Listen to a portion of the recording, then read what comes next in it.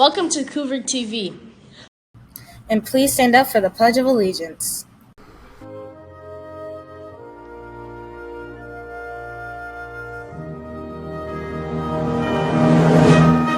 I pledge allegiance to the flag of the United States of America and to the republic for which it stands, one nation, under God, indivisible, with liberty and justice for all.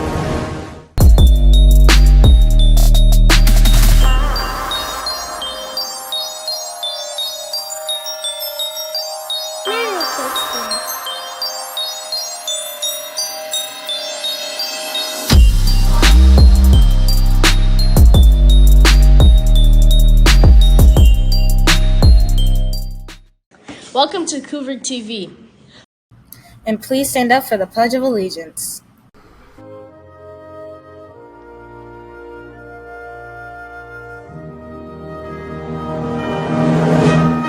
I pledge allegiance to the flag of the United States of America and to the republic for which it stands, one nation, under God, indivisible, with liberty and justice for all.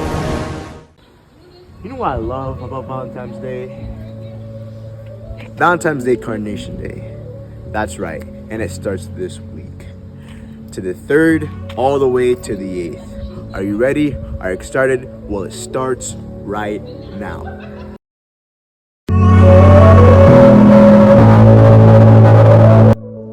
It's that time of the year. It's Valentine's Day.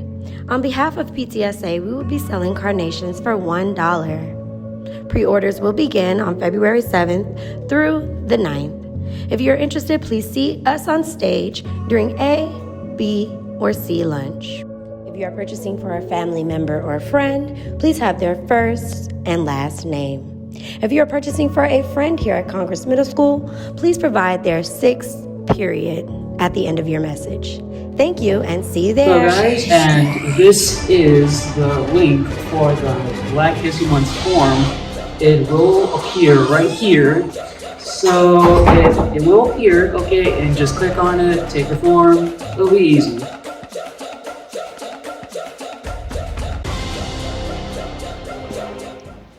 The Civil Rights Movement was a nonviolent social and political movement and campaign from 1954 to 1968 in the United States to abolish legalized institutional racial segregation, discrimination, and disenfranchisement throughout the United States.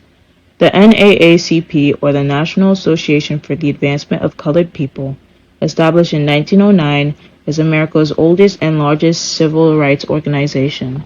In the NAACP's earliest decades, its anti-lynching campaign was central to its agenda.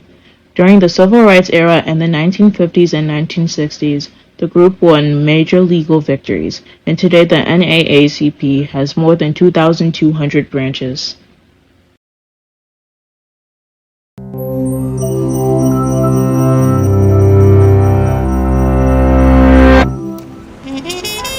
In 1944, 11 years before her fateful decision on a Montgomery bus, Rosa Parks was investigating a vicious crime. As an emissary for the National Association for the Advancement of Colored People, she had traveled to rural Alabama to meet with Reese Taylor, a young woman who had been sexually assaulted by 6 white men. It would be difficult enough to convince an Alabama court that even one of these men was guilty, but Rosa was undeterred. She formed a committee to defend Reese in court, flooding the media with testimony and sparking protests throughout the South. When a jury failed to indict the attackers, Parks demanded the governor assemble a new grand jury. She wrote, "I know that you will not fail to let the people of Alabama know that there is equal justice for all of our citizens." Throughout her life, Parks repeatedly challenged racial violence and the prejudiced systems protecting its perpetrators. But this work came at an enormous risk and a personal price. Born in 1913, Rosa was raised by her mother and grandparents in rural Alabama. But outside this loving home, the fear of racial violence cast a long shadow. The Ku Klux Klan frequently drove past their home, and Jim Crow laws segregated public spaces. At 19, she settled in Montgomery and married Raymond Parks, a barber who shared her growing fury at racial injustice.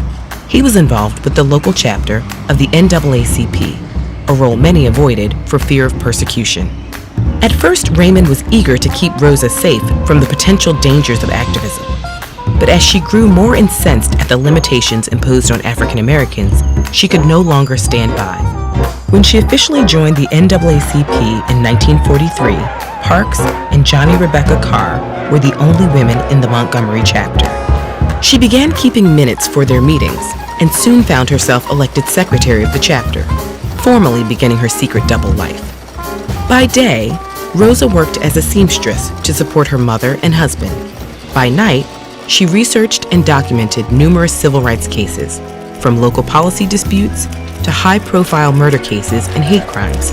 As secretary, she prepared public responses on behalf of the Montgomery chapter, battling the harsh sentencing, false accusation, and smear campaigns frequently used against African Americans. In addition to her legal work, Parks was a brilliant local strategist.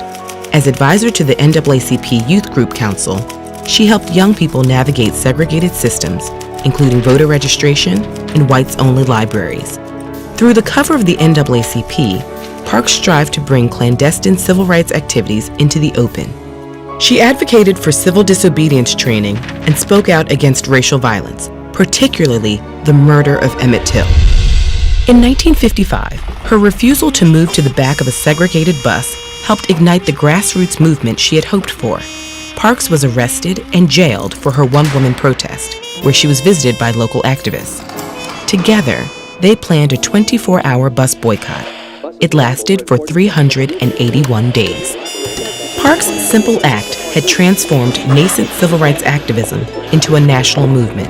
In 1956, the boycott ended when the Supreme Court ruled in favor of desegregating public transport. But this victory for the movement had come at a great cost. Rosa had been receiving vicious death threats throughout the campaign and was unable to find work in Montgomery because of her political reputation. In 1957, she moved to Detroit to continue working as a seamstress until being hired by Congressman John Conyers to help support his burgeoning civil rights campaigns. Ever vigilant in the fight against racial inequality, Parks remained active for the next 40 years. She wrote several books, traveled across the country giving talks to support other activists, and established an institute for the education of young people in her late husband's memory. Today, Rosa Parks is remembered as a radical spirit who railed against the most powerful people and policies. Her call to action continues to resound. Knowing what must be done does away with fear.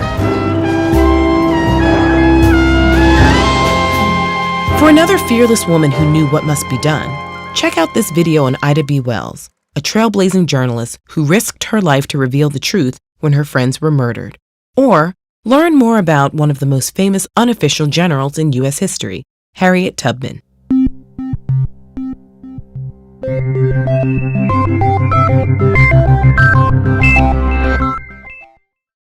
Hello guys, and this is the link for the Black History Month form. It will appear right here.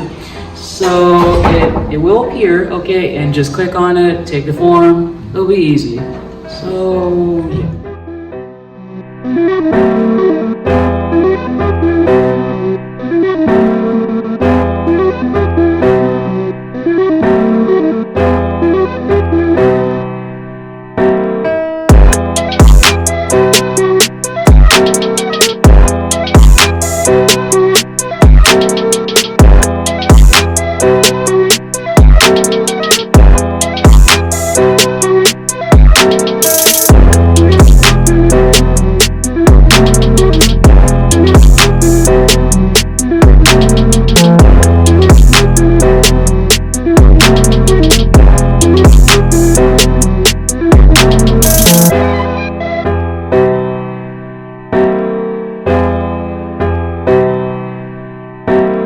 Purchase your tracks today.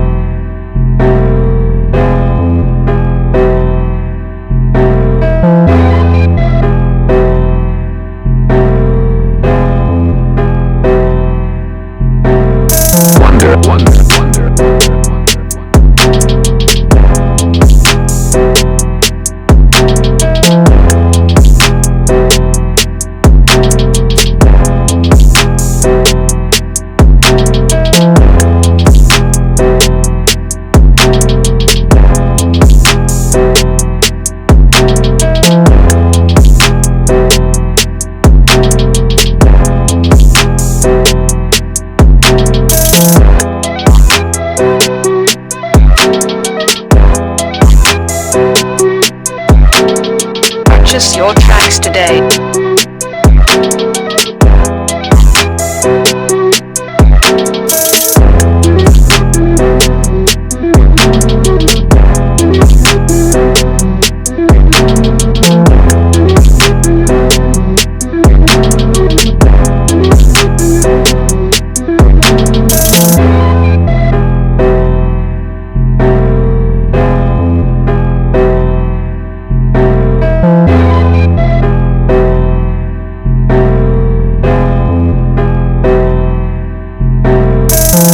Wonder.